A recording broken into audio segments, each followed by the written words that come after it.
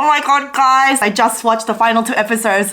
How am I supposed to review the second half? So today I'm talking about Singles Inferno Season 2, episodes 6 to 10. I made a previous video on the first 5 episodes, so link down below, go and watch that. I think I changed my mind about a lot of things since my last video. Some people have told me in the comments the second half is so much better, and I think I agree. And there are new people that came in that I have to talk about. So let's go for episode 6. Sohee and Hanbin, obviously they're friends, but when Hanbin was asking for advice and then Sohee was going, no, but you shouldn't give her any time to think, I was going like, what are you doing, girl? That is like a crazy thing to say. But luckily, I think those two ended up realizing that Yoonjae and Seon are just like perfect for each other. They're such a good match. So they kind of gave up. Thank God. And also, like, let's talk about the panel's fashion, their outfits and their makeup every episode. Are you guys on a red carpet or something? It's all like glitter and bows and extremely flashy earrings and Kyuhyun's eyeshadow. It's like so intense. He looks like he's about to hop on stage and perform with Super Junior. And you know, for the majority of the second half, Seulgi's just in this state of like depression and she's just miserable. Her expression, I was trying to think of what it was. It reminds me of Sadness, the blue character from that movie Inside Out. She literally looks like that. Whenever she looks at a guy, she's like smiling, but her eyes are sad. She's like...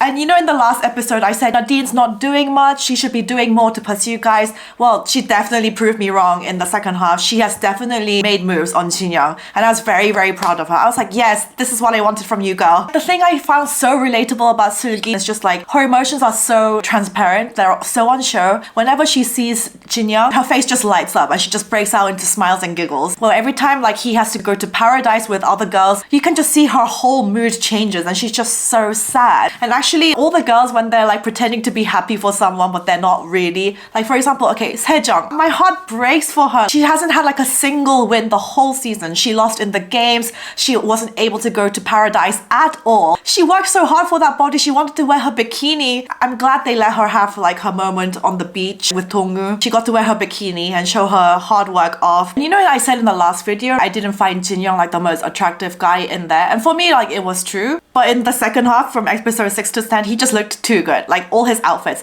Especially there was one bit where he was wearing like a white t-shirt with his hair slicked back. His tattoo sleeve, like, oh, he looked like a turtle snack. I do love a good tattoo sleeve, I must say. And then we had some new characters come in. Sejun and Minsu. And when I both first saw them, my first impression was this season they've really not been able to come through with the casting. Because do you guys remember last season, Cha Yeon-seung? Oh my god. In terms of physical appearance, nobody can beat that man. That man is gorgeous. He's completely unbeatable for future seasons down to come as well, I think. When I first saw Sejun, not that he's a bad looking guy, but I was just like, it's just not the same. And also Minsu, like those people coming right at the end, they have to really be stunning or like they have to be really flirty or be able to stir the pot. And I really didn't think that Minsu was the type of girl that could do that. And she didn't, because nothing really changed. But I started to like Sejun so much more. He's probably my favorite guy after having watched the whole thing. Sohee making moves on Sejun from the beginning. That was the right thing to do. And when she was pretending like she couldn't open the tuna can, girl, I see what you're doing, and it worked. She was being really nice to him and telling him, you can ask me if you ever need help with anything. And it clearly worked, because Sejun was like, she was the one that took the most care of me, so she stuck in my mind.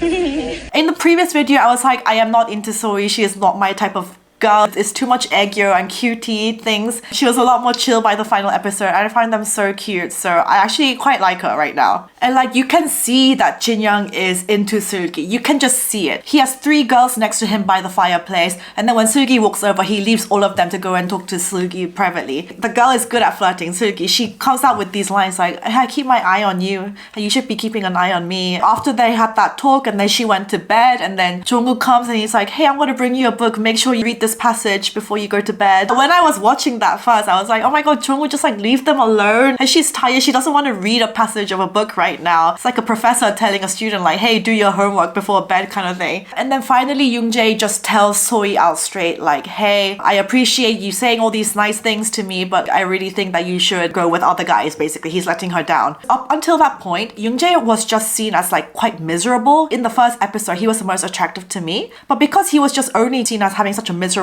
time, his charm kind of like lessened for me. But obviously he became all cutesy with her. They are the visual couple. They are stunning together. Oh my god. Especially when they go to paradise for their final date. They look so good. They look like, yeah, newlyweds, both dressed in white. Are they still dating? Who knows? This is what everyone's gonna be talking about now. Like, who's still dating? Who's seeing each other? Yeah, you guys are just genetically blessed. Please have kids.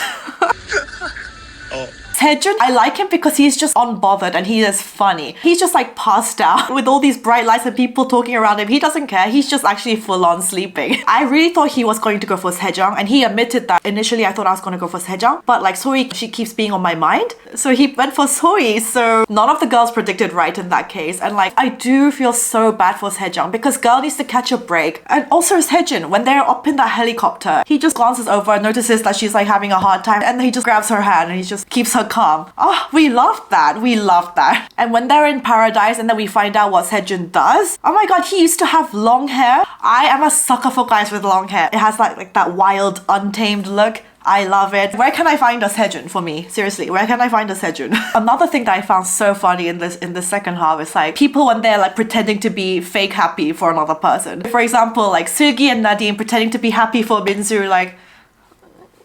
And also Sejong, anytime someone else gets picked instead of her, she tries to be happy and she tries to be like, oh, good for you, but like, you know that she's dying inside. And also like Dongwoo at the dinner table when Seulgi and Jongwoo are taking selfies together and Dongwoo's just like, yeah, I'm like right opposite you guys, but okay.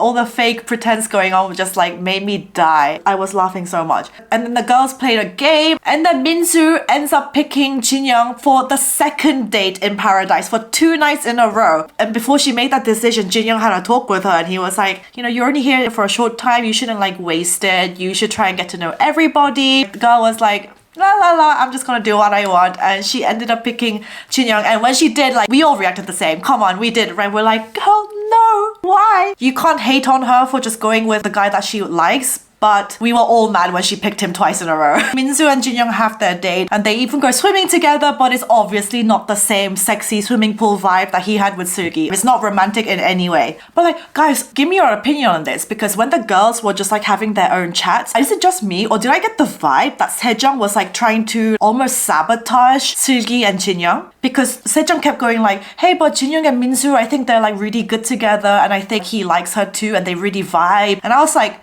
if I was Seulgi, I would have felt a little bit iffy, because I assume that all the girls know how Seulgi feels about Jinyoung. They must know that she really likes him. So the fact that Sejong was like saying that stuff, let me know what you thought about this down in the comments. And then it becomes really competitive for Seulgi between 3 guys, Jinyoung, Jongwoo and Dongwoo. Seulgi ends up having a talk with Dongwoo and being like, hey, after our first date, I just felt you only see me as like someone much younger than you, like a dongseng, and I don't really think that we vibe romantically. He can't really believe it until right at the end he still tries for Seulgi. He doesn't really have eyes for anybody else. But like, it starts getting really competitive within the guys, because Dongwoo and Jongwoo, they're like, after you talk with her, let me talk to her. And then Jinyoung's like, hey, what's that? And then they're like, you don't need to hear this. And then all the rest of the guys are like, whoa, it got really real in here. Yoonjae's like, oh my god, it's getting too scary for me. And then Sejun's like, hey, if it continues being like this, I'm gonna have to go live in the girl's house.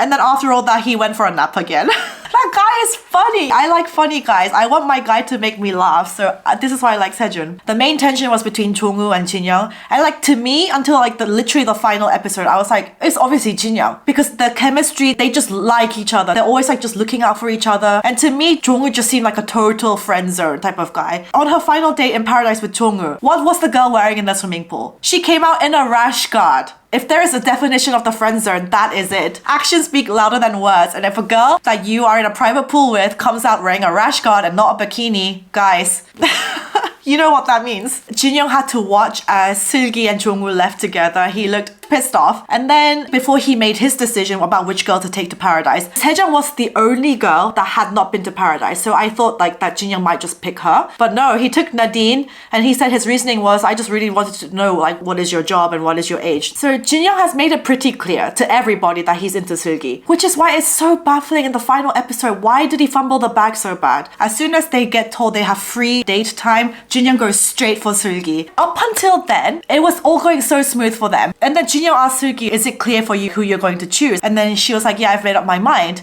And then she asks him, have you made up your mind? And then he goes, no, I haven't. I'm still debating between 2 people. Why are you going to say this right now? You can just see her face. she's like going, what the fuck is wrong with this man? And then she asks him, what are you debating over? And then he's going, I feel like my job is so unstable right now. I was hoping that the girl that I would end up going out together in here, she'd already have like her like job thing like settled. I know he's an honest guy, but like what good did you think would come out of you saying that to Seulgi? Girl's gonna take that as a complete rejection. From her perspective, she's like, hey, I've laid out all my feelings for you. I told you I've only had eyes for you. And then the way you reciprocate is, hey, I'm still debating. I haven't chosen. I haven't made my decision. I would have reacted the same as her. And actually, to be honest, I have been in the same situation as her. So I completely understand why she chose Jongwoo, because that's the guy that was never wavering, never gave her like a shred of a doubt about his feelings. Whereas Jin Young, there was an intense, crazy spark, intense chemistry. But that is not what she wanted to hear. So final results. Obviously, Yoonjae and Seon, please tell me they're still dating. From a producer's point of view, I did like how they spread out all the girls so the guys would have to like walk through each one to get to the other one. I see you with the sneaky editing in there when he stopped next to Nadine and everyone was like, oh, is he choosing Nadine? But like, it was just editing. It's very much like what David did on our final episode of Ramen and Chill, basically. So. No way! No He's wiggling back around. And obviously I was so happy when Sohee and Sejun left together because Yay! They're so cute! I cannot with them, they are too cute. and then I was just like, okay, give it to me. I need to see Seulgi and Jin Young walking off together. And she goes to Jin Young like, hey, I just want you to know that you're like a really cool person. And when she said that final sentence, I was just like, oh, that sounded like a goodbye to me. And then she said, I'm gonna go with Jongwoo. And I was like, oh! No? But I really do understand why she's feeling like that, why she made that decision. Because girls also want guys who like them back just as much as they like them. Jin Young played too many games and he lost the girl. I've honestly been in such a similar situation as Seulgi, and I ended up choosing the nice guy rather than the guy that I really just could not get out of my head, and I was like really obsessed with him. But in the end, I was just like, oh no, this is not good for my mental health. But then that decision also turned out to be kind of that nice guy that was not really a nice guy in the end, so yay for Anna. Netflix producers, please pick me for season 3. What did you guys all think? Do you agree with Seulgi? Did you all think that she was gonna go with Jin Young? Let's talk in the comments because I really want to hear everyone else's opinions. So basically, everything I said in the last video about this season not being as good as the first one, I think I kind of take it back because the second half was a lot more entertaining, a lot better than the first half. So yeah, so that's the end for season 2. And also you guys, I'm one of the producers for our show Ramen and Chill. I will leave our Kickstarter link down below. Please go check it out. All the information is on there. We want to hopefully film ours in April, so we need all the help we can get in terms of funding and stuff. So if you can spare any kind of spare change, we would all really appreciate it. Thank you guys for watching. Let's talk in the comments. Seriously, leave me your opinions and see you in the next one. Bye.